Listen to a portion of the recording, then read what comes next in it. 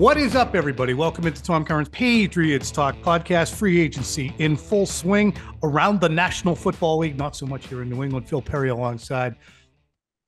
Phil, the momentum built by the Patriots in their re-signs has been a bit diminished in the ensuing days by swings and misses at Calvin Ridley, and now on Thursday, a signing by left tackle Jonah Williams that removes that possibility from their grasp. What's the Patriots' grade so far in your eyes? I'm going with a C because I think that they get a A- on retention and divorcing themselves from Devontae Parker. But it's a D+, C- on addressing your needs on the open market. Yeah, I think a C is fair. They are treading water. They are doing the minimum, honestly, in my opinion. And even that might be giving them a little bit too much credit, Tom. If the expectation is for them to not win a championship, not even make the playoffs, but to be competitive, be in the mix, which I think it should watchable. Be watchable. And listen, Gerard Mayo and Elliot Wolf have suggested that that's the goal. Robert Kraft for years now has been talking about how he wants to compete ASAP, contend ASAP. Have they done the minimum even to get there? I would say no, because the Ridley thing is a disappointment. At least they were in on him, Tom. Jonah Williams, I'm not so sure. And they need tackles, and that seemed to be a very reasonable deal. I believe it was 2 years, $30 million to the Cardinals. It's not like he's going to a championship contending team. So they need to do more to get to where they want to be, even with the expectations set relatively low. So a C is where I'm at. Might even be a C-. When you look at the amount of cap space they have, their own admission that they're going to be aggressive, and then to come out of the store with very little, even though they shopped hard, is there a point where you say, man, there just wasn't anything in there? You're going to compound your problems if you go spend $27 million a year on Calvin Ridley. So it's okay to push away from the table on him. Or was he a by any means necessary kind of player? If Calvin Ridley said, look, I'd rather stay in the South. I'd rather stay away from income tax from the state. I'd rather stay away from your millionaire's tax. And I'd rather stay away from your TBD at quarterback. So I'm going to stick down here. Not that Tennessee has a check. That's the thing. Tennessee But I mean, stinks. the other things are factors too. I mean, they have a new coach. I mean, it shows how undesirable the Patriots are. Before I get to that question, though, was Ridley a guy who you would have looked at and said, by any means necessary? Unless he tells you flat out, I'm not coming to your team. Listen, you're not going to make him the highest paid receiver in football. I get it. And it sounds like what they were reportedly willing to pay for Calvin Ridley, per Albert Breer, $22 million a year, would have paid him solidly in the top 10, I believe, of receivers in the NFL. That's an overpay. That's the reality of free agency. And in some ways, Tom, I won't stand up and applaud them for that, but I will give them a little bit of a golf clap just for being in it in a way that they never would have been in it over the course of the last 20 years. We talked about this on the radio earlier today, but Bill Belichick's idea of a high-priced free agent is Nelson Aguilar at $11 million per year a few years ago. This would have been the $22 million that they were offering per year was the total value of the 2-year contract given to Nelson Aguilar, who stunk. Not only did he stink, but they paid him more than anybody else. So listen, there is, I think, some positive to that there will be a philosophical shift in terms of how they invest in this team, that this might be a more quote unquote modern approach to team building because you do value a position like receiver, which has become a premium position in the NFL. And so that's good. It's just, you would have loved for them to come away with the guy because they are so bereft of talent there. And so while I say it's not a by any means necessary sort of addition, Tom, now I don't know where they go because they needed to. And there are some guys left in free agency, Mike Williams, Hollywood Brown. Maybe you can get one of them and then you add one in the draft and you have a real receiver room, but they don't have it yet. And so I think it's fair for fans to look at it and say, oh my God, what is this going to look like in 2024? I know post Bill, we are existing right now in a don't be mean to Bill, it's piling on period. But last year, they were chasing wide receivers away. Didn't want Jacoby Myers, brought in Juju. Had no use for DeAndre Hopkins, even though they brought him in. And ultimately, Bill didn't want him because he didn't practice enough. I had a conversation with Robert Kraft, and he wasn't saying, Bill, sign him. He's like, no, on DeAndre? No, doesn't practice enough. Instead of paying those two what they would be this year, they were out there trying to pay Calvin Ridley $22 million a year. I don't even know if those two combined this year would have been at $22 million. It's just such a monumental screw up in 2023. And by the end, I was like, yeah, they should sign DeAndre Hopkins. They could use that at this juncture. But no, they wanted to keep Devontae Parker happy, and they wanted to get Juju Smith-Schuster in. And they're paying the price right now because it's an undesirable location. Bill, for his faults in the last 5 or 6 seasons, was still the only draw. There were still guys who'd say, I'll go up there and play for Bill. But it is absolutely mind-blowing the amount of rubble that they have to dig out from under with bad decisions made, because the reason they were even going to be after DeAndre Hopkins was they couldn't find a drafted receiver, not a N'Keal Harry, not a Tyquan Thornton, not a you name it. It's mind-blowing to me that, you will have people after the Patriots missed on Calvin Ridley and say, no way, for that guy? That's too crazy. When the Patriots themselves came very close to matching that number, they disagree with the people who say Calvin Ridley was a drastic overpay. Or maybe they would agree with it and they would say, I don't care, because our need is that great. And this is what free agency is. So we didn't push away from the table. I don't know this, Tom, but I wonder if they would look at it and say, we didn't push away from the table because we thought he was worth essentially what he got. Here are 3 questions that I have when it comes to this Ridley deal that I would love to know the details on. And we will try to figure these out in the near future here. What was the guaranteed money that the Patriots were offering? Because if they were at 30 and the Titans are at 50, then it's not close. And right, you get it. And we can criticize them for that. That's a whole different story now, if that's the case. Were they ever even given the opportunity to match or exceed Tennessee's final offer? Meaning, did they have their strong offer on the table to agent David Mulugheta, and then the third team comes swooping in, it's the Tennessee Titans. They say to Mulugheta, hey, what's the best offer you've got right now for Ridley? And he says 22 from New England. And they say, if we make it 23, will he sign with us? Mulugheta says, hell yeah, let's go. Done deal. And there's not even a call made to the Patriots about re-upping it. Or maybe there is a call made to the Patriots and the Patriots say, I don't know, we might be negotiating against ourselves right now, David. So we like our deal. We're not putting more on the table just because you say there's a mystery third team involved here that's willing to pay more. I would love to know the details of that negotiation and how that went, because this is the first-time general manager in Elliott Wolf. Sort of a fresh-faced front office. These are experienced guys and smart guys, but nobody who has sat in that GM chair before. And so I just wonder what that back and forth would have been like against an agent or with an agent like Mulugheta, who is, he's aggressive and he's been very open and he's gone very public in terms of securing the bag, quote unquote, for his guys. He sort of strikes me, Tom, as almost the football version of Scott Boras right now, because he's got some really high profile clients making a lot of money. Last question I have as it pertains to Ridley is, was he ever coming to New England, period? Or were the Patriots just being used this entire time to ratchet up the number, and then a team that he's actually willing to go to came along and met it? And that's the undesirable nature of the Patriots franchise right now is like fivefold. First of all, just on a financial standpoint, to live in Massachusetts and pay the state tax and pay the millionaire's tax, and comparing that to Jacksonville, where he was, or Tennessee, where he's going, when neither of those two things exist, the $50 million guaranteed that he's going to get in Tennessee is not going to be taxed the same way. So how much would the Patriots have had to offer him so that it was Tennessee money? I mean, like there's an exchange rate that exists within the United States and from state to state because of taxes. So the Patriots would have had to go even higher.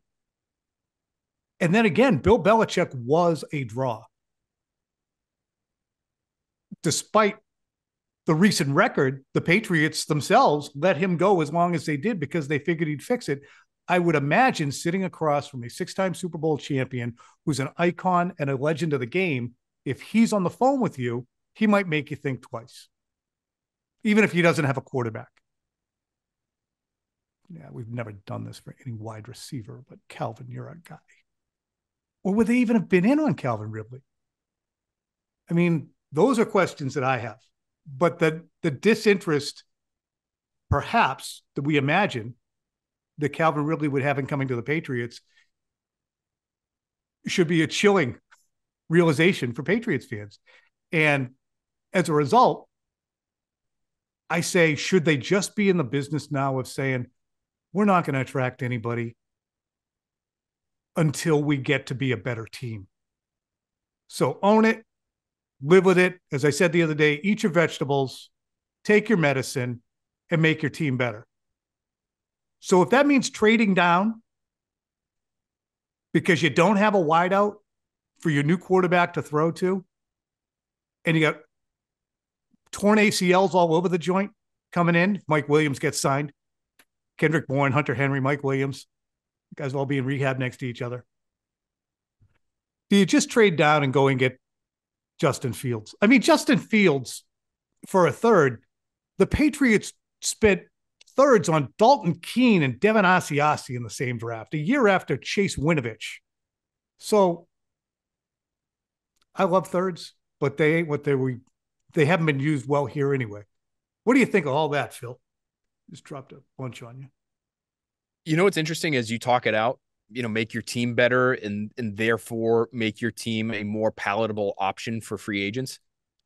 You know what might be the fastest way to do that? Actually sit at 3 and draft a quarterback. As long as the quarterback ends up being pretty good. There are guys now who are willing to go to Cincinnati who never would have even considered looking at Cincinnati, never mind living there. Oh, no doubt. Just because Joe Burrow's there. So if you get that caliber player at 3 overall, and guys look at Jaden Daniels as a rookie and say, I know they lost a lot of games because that team's not very good, but my goodness, is that man electric? And is he going to win a ton of games at some point in his career? Or same with Drake May. Boy, that's the prototype right there. He's only 22 years old.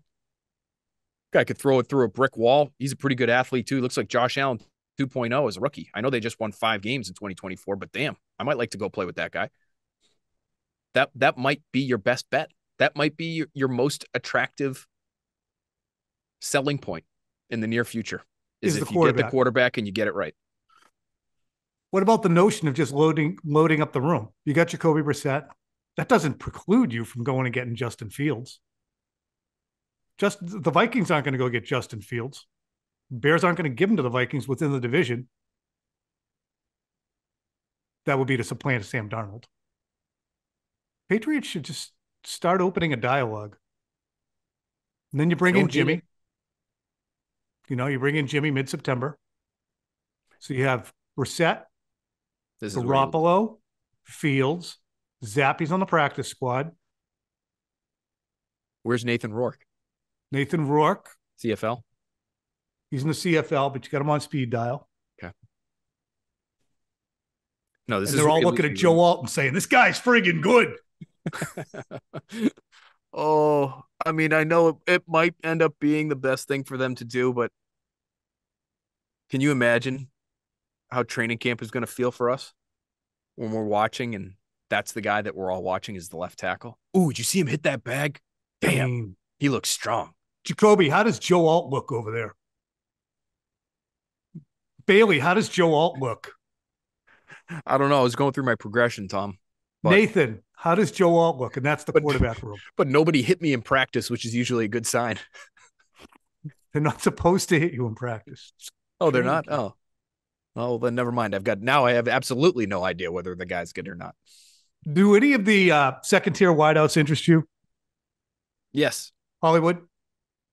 Yeah, to a degree. Mike Williams, to a degree. I was just talking about this out in the newsroom with our producer, Jeff Capitosto. We know the receiver room looks bad right now, especially after missing out on Ridley. What if by tomorrow they have signed both Mike Williams and Hollywood Brown?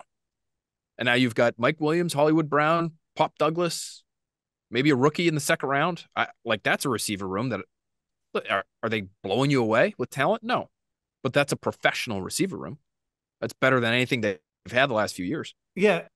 And it's funny because I traditionally have been will you people stop? It's just the beginning of free agency kind of guy, including with Bill, throughout with Bill. I mean, when the Patriots spent in 2021, as they did, which was drunken sailor status, and they did spend semi-irresponsibly on guys who hadn't done much. Johnny Smith had flashes. Nelson Aguilar was coming off a good year with the Raiders. The Patriots spent top of the market on both of those guys. Hunter Henry, they paid him like a really good player, albeit a tight end. So those were really aggressive spends. But even in the years the Patriots didn't do much, 2022, I remember people, I haven't done anything. Said they did everything last year. Leave them alone. Figure out what's going on. And last year, I was willing to sit there and say Juju might be better after the catch. I mean, it didn't make sense to me to move on from a homegrown player in a vacuum, especially when I had guys like Devin McCourty, et cetera, saying this is not a great idea. Why would you move the one guy who knows how you do business out of your wide receiver room? I was like, yeah, you never know. I mean, maybe Devontae Parker catches at least 50% of the 50-50 balls that he said he would catch 80% of, and he was only catching 20% of. But it is too early to proclaim massive failure for the Patriots offseason. I don't know what Phil's doing on his phone. This is what we watched Albert Breer do the other night on Early Edition. And everyone's like, oh, he's working on deals. He's got somebody on the line here. I looked over, he was playing Candy Crush. That's not true. He was playing That's Candy not true. Crush. What I'm doing is I'm getting our guest into our Zoom chat room here. Oh, we've got a guest for the Thor? pod. Yeah, and he just texts me and says, hey, I need the link. Can you send me the link? So I'm helping. Oh, I put the link in the. I'm helping the pod right now. Oh, I thought I Twitter DM'd him the link. Well, I meant to. I tried to. Well, doesn't mean you did. Hey, can you resend that link? I don't see it. It's because I didn't post. I said, here's the link for 215. No link. To talk JJ and assorted other QBs, and I never put the link in. No link. Absolute donkey. Complete 56-year-old behavior. This is Thor Nystrom, and Thor Nystrom is a fantastic college football expert. He is expert on quarterbacks. There he is right now. I'm just bringing you in. Why don't you give the skinny on your bio while I'm halfway through it? Fantasy pros, betting pros, at Thor KU on Twitter. I think that covers it. Well, we were first introduced to Thor when he was working with us at NBC, and he came on a few years ago. And this is what he had to say when he was actually on Early Edition, talking about the quarterback class in 2021 and what he thought of Mac Jones at the time. Check this out. It may even be 4 quarterbacks in the top 4. The Patriots are in a tough spot because you got to get up a ways there, unless you're cool with Mac Jones. I truly do not believe that Mac Jones will be the 3rd pick. If you like him enough, I mean, you're going to have to decide when the juice is worth the squeeze there. For me, I'm not moving up, not for Mac Jones. If it's for Trey Lance or Justin Fields, yeah, I'm going to buck up some future first-round picks or pony up whatever I need to move up. Now, Mac Jones is good against pressure, and his accuracy in the short to intermediate range is very, very good. He is going to run a system effectively. I do believe that. But there's a difference for me between a guy whose ceiling is a very good game manager and a guy whose ceiling is a guy that changes the game. So the reason we wanted to have our guy Thor in here wasn't just his expertise in 2021 on Mac Jones, which was excellent, by the way. Never saying on Mac that he wasn't good, but just perceiving very correctly what he was. And you can hear in there, he said Trey Lance, whatever. Everybody liked Trey Lance as a player in terms of what he could do, injuries, whatever. The upshot of all this Kyle Shanahan's the best offensive mind on the planet. He liked him a lot, so he also liked Mac. But the reason I wanted to bring Thor in is because Patriots sit here at 3 now, and there's 3 quarterbacks viewed to be his top 3 quarterbacks to draft. But Thor is coming off the top rope again and again and again with Jeffrey Jameson McCarthy. JJ McCarthy. Is he really how good is he, Thor, in your mind, relative to the other QBs? I think he's really, really good. He's the QB3 on my board. Really, really good athlete. He's going to run in the high 4.4s, low 4.5s if he runs at his pro day. We have very credible reports on that. He weighed into the NFL Combine 17 pounds heavier than he was listed on his Michigan bio and proceeded to run the 5th fastest 3-cone at the entire NFL Combine, regardless of position. The arm strength, he has an absolute cannon, the fastest pass that they've ever tracked, the max velocity at the NFL Combine, 62 miles per hour. Josh Allen did it several years ago. Joe Milton matched it this year. J.J. McCarthy had a 61 mile per hour throw. His deep throwing on a per pass basis was very good last year at Michigan. Pressure numbers very good.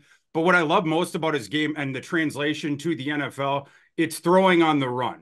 He is special at that. He's a guy who keeps his eyes up. He keeps the upper body cocked to throw the entire time with his legs under him. He always has his senses about him, knows where the pass rushers are and everything like that. Does a good job manipulating the pocket before he starts moving. But once he starts moving, he gets even more dangerous and doesn't lose any accuracy whatsoever on the move because of this, because he takes his mechanics with him. Like I said, he's always cocked to throw with those eyes up. I think last year his completion percentage, it was 72 point something in the aggregate. His completion percentage while scrambling was 71 point something. So I mean, he barely lost any percentage off his efficiency numbers while he was on the move. Smart kid, tough kid. Everyone who's been around him fawns over him. Jim Harbaugh, the Chargers coach, believes he should be the #1 overall pick in this draft. There's a lot of things to like about J.J. McCarthy. Yeah, Tom and I were talking just yesterday about J.J. McCarthy, Thor, and I said to him, some of the throws that he makes on the move, he looks like a shortstop. He's just very fluid. The mechanics are there. It looks like, I'm not a quarterback guru, but some of the numbers are incredible too. You mentioned the plus 70% in terms of the completion percentage. One number that I've seen that blows me away is it's even higher than that in terms of his on target, his quote unquote on target rate. It's almost 80%. So, the completion percentage is one thing. Maybe some of those are dropped. Maybe, they're right there at the catch point. The defender's there and gets knocked away. But he is really accurate on the move. And in a league where you have to make the first guy miss, generally speaking, and you have to be able to play out of structure to succeed, especially on third down, that's a great skill to have. What do you say to the people, though, Thor, who say, sorry, the breadth of work isn't there for me because he played in an offense that just did not rely on him enough. You've got games where he's, barely cracking 12 attempts. That's not what I'm looking for in my next franchise quarterback. Yeah, I don't think that's a fair criticism. This is a kid who was a prodigy of an out of structure prospect who fit his game into an NFL pro style system under Jim Harbaugh at Michigan. He stole the job from a veteran guy, Cade McNamara, who had just stolen a job from a top 10 quarterback prospect in this class, Joe Milton, the second year. Third year, he wins the national title game as a 20-year-old. And it's proved in so doing that he can also win within structure. So that's what you got to see at Michigan. I talked about the out of structure machinations there. I think the narrative with J.J. McCarthy, it gets inverted, certainly unfairly. Instead of talking about that and these alterations that he made to his game and the things that he proved, and then how you can project these other things that we didn't get to see quite as much. We got to see the flashes of it. We know he can do it. What will that look like in an NFL offense when he's throwing more, when his team isn't just flogging opponents in the second half, where you get to play in the fourth quarter? I think it was 11 games last year. Michigan had a 21-plus point lead. 7 of the 15 games that Michigan played last year, J.J. McCarthy did not take one fourth quarter snap. That's why the volume stats got away from him. But to your point about the constitution of the Michigan offense, you look at Blake Corum's stats. I find it so funny when people are like, oh, they poo-poo J.J. McCarthy and then try to pretend that Blake Corum is this colossus and this force. And the only reason that Michigan won the national title, it's because of Blake Corum. The only reason that you Blake think Corum that, being just the Michigan running back. Yeah. So last year, Blake Corum, coming off of an injury, had a 27.4 elusive rating. For people out there, 100 is considered solid. Blake Corum, 2.42 yards after contact per attempt, decidedly well below average in this class. Blake Corum was not great last year. And Blake Corum also is not a receiving back. Michigan's receiving back, Donovan Edwards, was on a milk carton all last fall until the very last game.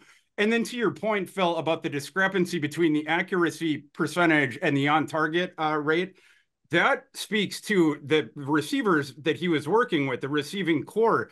Roman Wilson's okay. He's probably going to be an early third-round pick.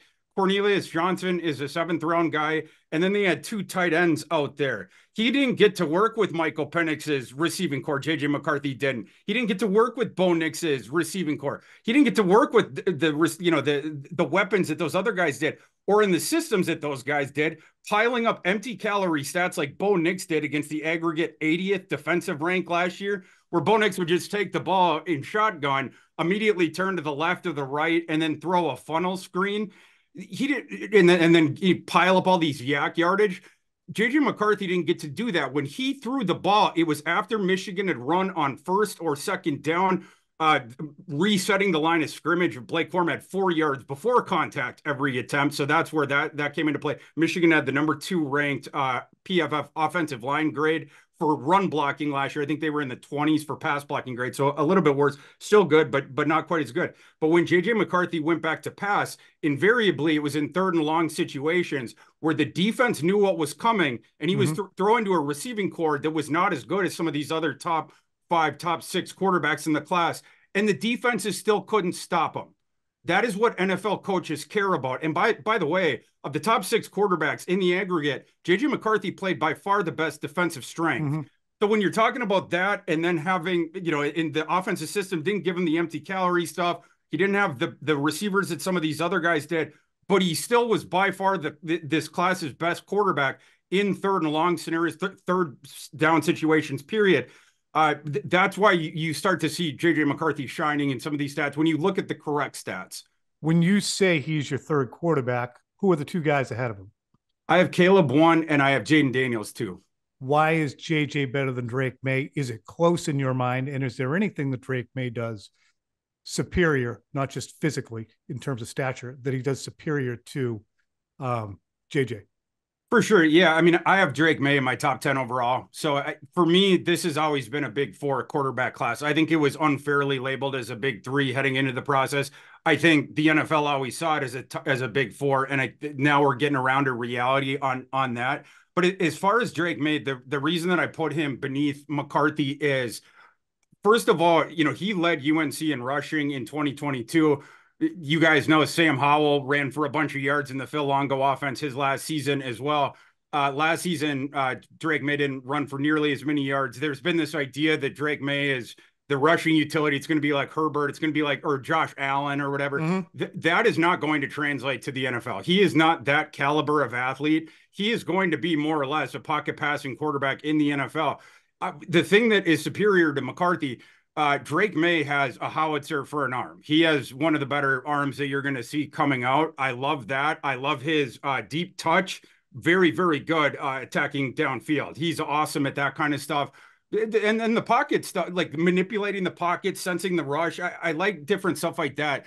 But one thing I don't like is when the pass rush starts to get there, like it's not completely there, but it's starting to get inside of his kitchen. One thing I noticed about Drake May over the last couple of years is you notice that he begins to speed up his process really quick then. He doesn't panic until sort of it's starting to come, and now he's like, all right, I got to get that ball up. So he just speeds through everything. That's when the accuracy starts to get a little bit errant on him. And he doesn't have that athleticism to extend the play like a McCarthy or like a Caleb Williams or like a Daniels to escape containment and get upfield, whatever. Certainly projecting to the NFL level. So it's those, and then some spotty decision making as well. It's funny, and just Phil, you're more of the draft guru than I, but it was interesting in watching Drake May cut-ups, and I was smart enough to watch every sack. It was a sack cut-up, so I watched every sack of Drake May. He doesn't have great lateral quickness or acceleration to get to the edge. He got caught a lot by defensive linemen who would shoestring him and bring him down. And I was kind of surprised at that, because those are the kind of things you saw. JJ McCarthy, for instance, a clip that Thor put up last night, was Tarkantonian in his ability to scoot, reset, scoot. And you don't see that from Drake May. You don't always want that from a quarterback either. But Phil, I was surprised that he's not lumbering, and he's fast to the Mac, but he's not a gazelle. No. And so are you going to necessarily incorporate him into your offense's, run game and design runs for him? Probably not. I guess you could. He is 21 years old, maybe gets stronger, maybe becomes a better runner at some point in time over the next few years. But I'm okay with it.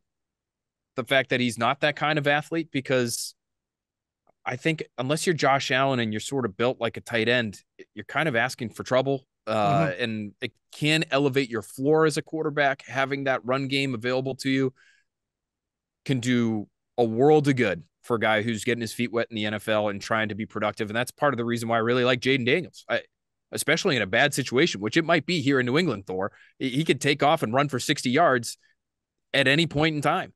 And, maybe that's worth the risk. I know he's 200 pounds, if that.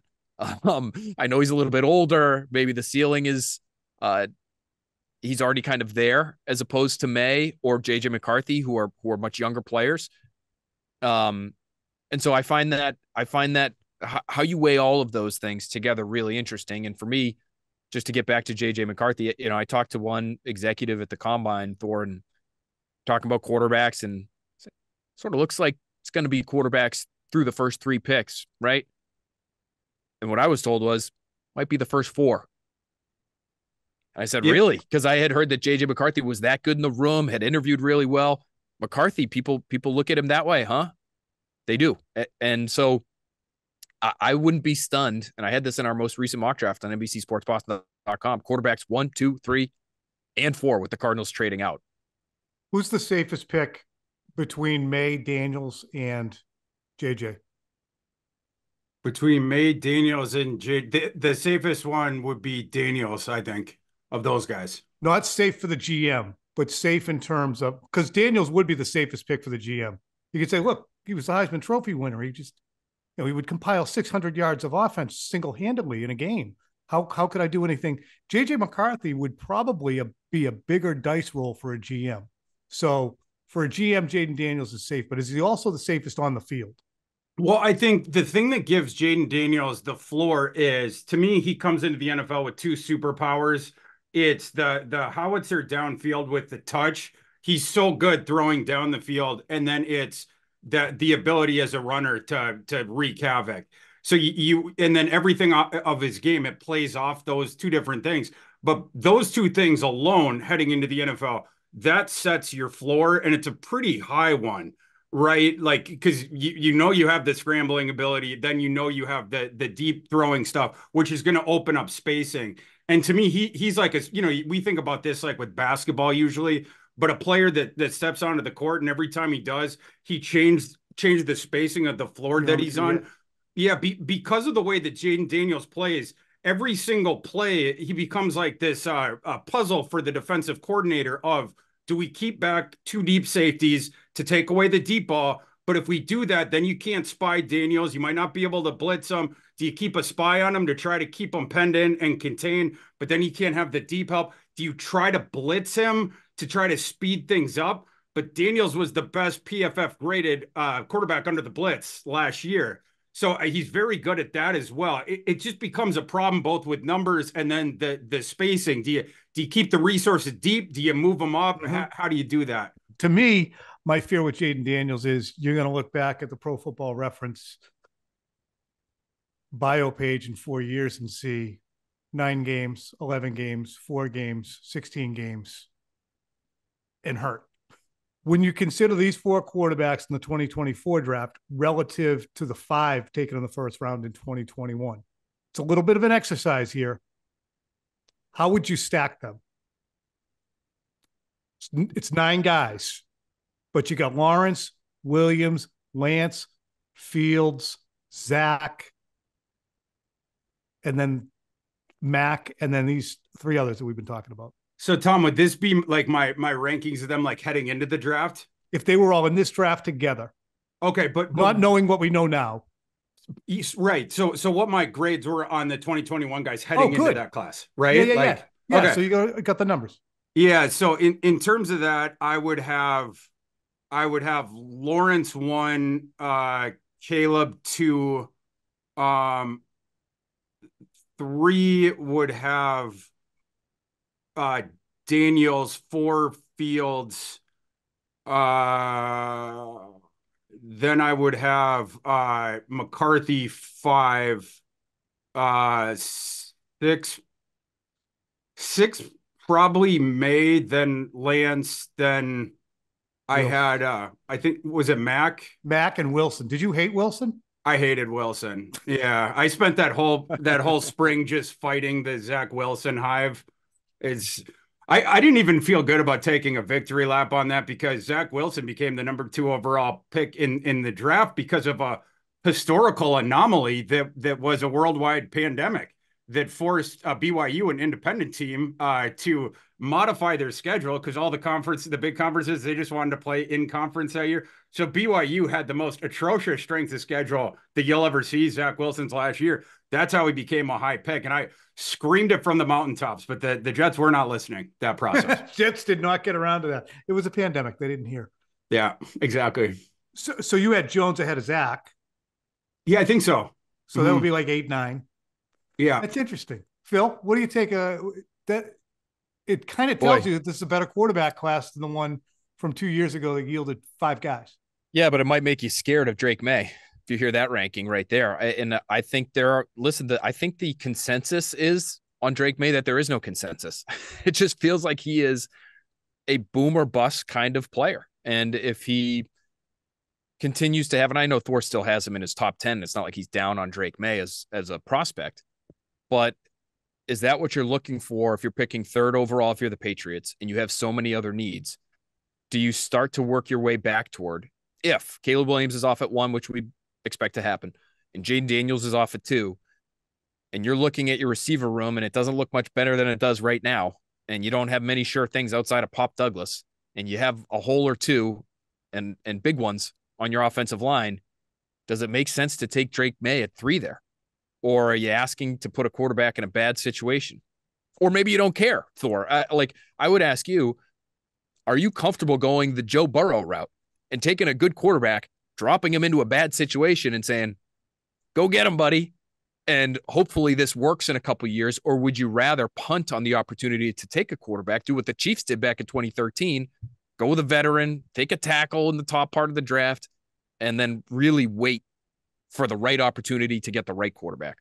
Yeah, in the Patriots situation, I think it's definitely worth considering all alternatives. You know, whether it's the quarterback or whether it's trading down. I would want to know what the offers are. Obviously, in my neck of the woods, the Vikings are actively working the phone lines. They're going to want to be trying to move up. The Broncos are going to be trying to move up. So the Patriots are going to, and those are not the only teams that are going to be trying to move up. The Patriots will have options to move down. But I think your point's well taken of you have to consider it of if we take Drake May here, we don't love our offensive line, we have bad receivers, you can't just do the thing of like, oh, even if you love Drake May more than I do, like to be like, oh, we'll just drop him into a bad situation. He's going to overcome the circumstances. What evidence do you have to support that? No one ever does. Well, Burrow did.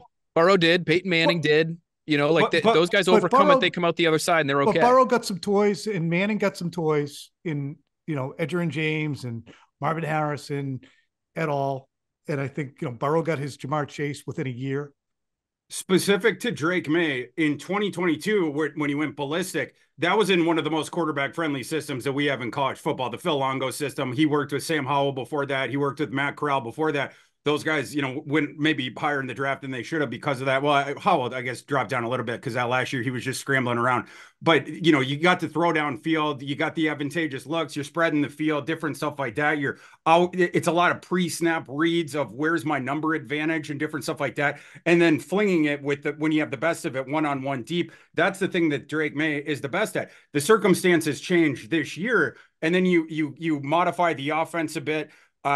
Josh Downs goes to the NFL. All of a sudden, Drake May's play is not quite as good. So I think there is something like, and again, I'm not trying to nitpick Drake May too much, but you can't just be like, the circumstances around Drake May don't matter because he's so dang good based on even what we've just seen the last 2 calendar years with him. Boy, this was great. Way smarter than we were before. It's fascinating to hear the intel relative to this year's class, last year's class, what the Patriots are looking at. It's funny you being in Minnesota because I think that's one of the teams the Patriots should absolutely answer every call from the Raiders. Falcons have addressed their need. But all these teams are ones that the Patriots should be talking to and seeing who they can absolutely rake over the coals to get whatever they want. And even if they have to move down to, Arizona's at 4, right? Yep. Arizona's at 4. Thor, what would the Vikings be willing to give up for 3, you think? Well, so for 5, that because that's been the more popular one. The trade chart, it jives at 11 and the Vikings first round pick next year. Chargers would probably make them toss in maybe a late round pick this year, out the door in the negotiation to get that thing done. The 3 pick, you're obviously it's going to be more than that. This is where it gets interesting of if the Patriots demand the next 2 first round picks, but that's what I would do if I was them. That might be the moment where it becomes cost prohibitive for the Vikings, but that's closer to the Kelly Blue Book. And when you look at the precedent of these trades going from 11 to 3, that's closer to the value of that 3rd pick. Could the Vikings, could they jive it with, we'll give you 11, we'll give you 42, the Vikings pick in the 2nd round and the 1st rounder next year so that we can save, the other 1st round pick. Maybe, you could haggle a little bit, but I think that's around where you're at with that. And that to me is how teams build, is they start creating a little nest of picks that gives them mobility in the next year's draft, gives them mobility in this draft. If you can get a 2024 first, you drop down to 11, another one in 2025, and even a 2026, Phil? Or the 2nd rounder. Thor is right on that front. Usually the way the league values these picks is you dock it around for every year. If it's a future pick, right? So yes. if you get a future first, that's the equivalent to a current day 2nd. Either way, it's something that the Patriots, I think, have to consider, especially if they're not fully sold on whichever quarterback's going to drop to them at 3 overall. I'm not letting you go yet because I want to ask you about the logic of doing that and then going and getting Justin Fields. For the Patriots? Yeah, what the hell? Just keep throwing quarterbacks into that room. You got your Brissett, but go ahead. I think that'd be brilliant. If you trade down with the Vikings and get their 1st round pick next year, the Vikings aren't going to be good next year because they have to take they lead the league by far in dead cap hit. For this year, they had the 3 guys with the dead cap. So the Vikings, they're not going to be contending next year. That pick's going to be in the top half of the 1st round. The Patriots then would be indicating that they're not, you guys aren't going to be contending next year either. No. Neither of us are. So you're going to have 2 picks in the top half of the 1st round. Then the Justin Fields thing, his trade market is such where I think a 3rd round pick gets that done right now. That's perfectly reasonable. You trade them a 3rd round pick. You let Fields start for 1 year on a cheap contract. When he leaves as a free agent, probably he's going to sign for a contract where you recoup a 3rd round comp pick. If not, it's going to be a 4th. So you're getting the pick back on the opposite end when you got 1 year of a starting quarterback, an acceptable starting quarterback in the NFL at a very acceptable market rate. I don't understand why a couple of these quarterback desperate teams are not jumping on this.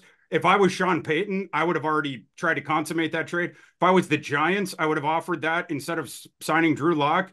And certainly, I think some of the Patriots, the Patriots have the potential then, for instance, just to spitball this out, say they traded and brought in Fields and then said to the Vikings, hey, you want to come up? You want to come up to 3? We're going to take your 11th overall pick, and we're going to take a 2nd round this year as well. So then, Phil, you got Justin Fields. You can take and the 2025 first. And you get your Roma Dunze and the 2nd this year and the 2025 first. They are in an unbelievable position to make this a rapid rebuild. You can rebuild faster by trading down than you can if you take a quarterback, Phil. That I believe. Listen, I like that idea, and I am a fan of Justin Fields, especially now. It sounds as though the price tag for him, Thor, is low. Yes, but I think you're still looking for your quarterback, and you're always going to be looking for your quarterback. You could have the best roster in football. You could be the San Francisco 49ers and feel as though you don't have the quarterback in Jimmy Garoppolo and move heaven and earth to make sure you get the guy and still not have the guy, and then luck into the guy in the 7th round. You know what I mean? Like, so if you think the quarterback's there and you have conviction in that evaluation, you can't pass on him. If you don't, what we're talking about is the smart thing to do. For sure. Yeah, we just don't know how the top of that Patriots board looks. Like there has been there's been reports of these are the two quarterbacks we're sitting dead right on, but other people report different stuff. You guys know quite a bit. Yeah, I'd be They curious don't to know yet. pick your brain on that. They don't know yet.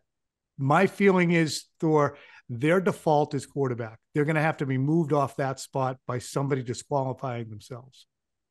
So whether that be Drake May, and you just say, I can't look at this anymore. Get him out. We're not doing that. Or JJ McCarthy isn't good enough for them, or whatever.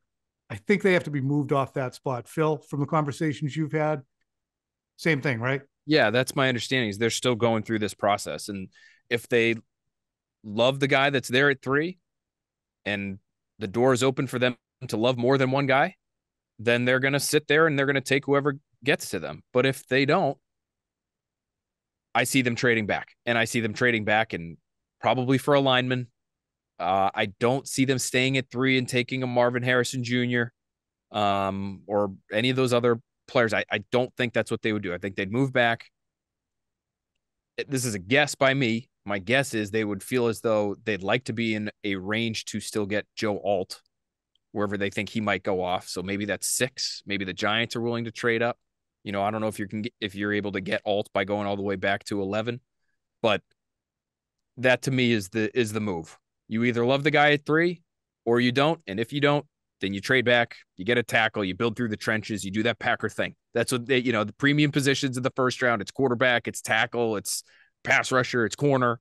It's usually not receiver. That, second round is, your Greg Jennings and your Devontae Adams and your Randall Cobb and your Jordy Nelson. That's what those guys like to do. And that's what I think Elliott Wolf will probably like to do, given his background. It would be very similar to what the Cardinals' new administration did last process, where they traded way down, then they traded back up so they could get Paris Johnson, but that was their target all along. Obviously they had the quarterback in place, but Phil, I agree with the way that you're setting this up and the way that you're thinking about it. If you have a conviction on a quarterback that gets to 3, yeah, you got to pop them. I mean, how many shots do you get to pop a quarterback that you have a conviction this guy is going to be a star in the NFL? But if the one of those guys is not there, maybe for you it's only 2 deep on your board, those guys go 1-2. I think you have to consider all the offers that you're getting for that. And I think the alternate road for the Patriots, there's a lot to say for that as well. That is an attractive path as well, building out the draft equity and everything like that. And then at that point, you would have the infrastructure around the quarterback for whenever you inevitably did draft that quarterback. Say it was in next year's draft. And all those big ticket items are on rookie contracts for a period of time. Yeah. Your left tackle, your wide out, and you just took a corner who's a top tier corner last year, and then your quarterback. Boy, we went longer than I anticipated, and I enjoyed the hell out of every second. I really did. Same. Always good talking to you guys. All right. You're the best, Thor. Appreciate you, buddy. Appreciate it, boys. You know what I'm really happy about, Phil? The fact that I'm so entrenched in my beliefs that I've now switched again back to trade down. Trade down. JJ McCarthy or trade down. Listen, whatever I see or hear last is what I want to do. Hey, I'll say this. I'm not there yet with you. But I will say, if the Patriots losing out on Calvin Ridley moves any of our audience closer to your direction, I kind of get it. Because for me, it's just harder to envision a good receiver room. And if you draft a quarterback at 3, I'd like to see that guy play. I think the owner would like to see that guy play. I think the fans would like to see that guy play. But if the receiver room ain't good, and if the offensive line's not solidified, I don't think that's a attractive option, is taking a young quarterback and putting him in a really bad situation, even if you think he's got the metal, the Joe Burrow metal, to come out the other side of that situation and be a great player. I think you're rolling the dice. It's just so few of them. He's needle in a haystack. Him, maybe Andrew Luck to a degree. Never got to a Super Bowl. And Peyton Manning. I mean, Trevor Lawrence wasn't able to overcome his situation. He still isn't. Hey, talk about bad situations, Phil. I'm a guy who, when he buys a car, he's going to buy a used car because I don't like buying new. And I bought a tremendous vehicle recently from Born Auto. This is not a paid plug, but I love them. I go there all the time. And I just wanted to shout out my guy, Mark Afiro, because he was in the service department, had one little glitch on my new car, new used car, new to me. And Mark made sure I got the thing back in a jiffy. And, they do good work there. But Mark in the service department there, he deserves a special shout out in my mind. And you people know I rarely do shout outs because you can't get into that all the time. But we appreciate the folks at Born Auto. We appreciate Mark. Salute so you, I Mark. appreciate you. Appreciate you. Now, I appreciate Thor even more. Any shout outs, Phil, Barber, Joe the Barber? You want to send a shout out to Joe? I give Joe all kinds of shout outs all the time, all day, every day. That's my guy for life. See you guys.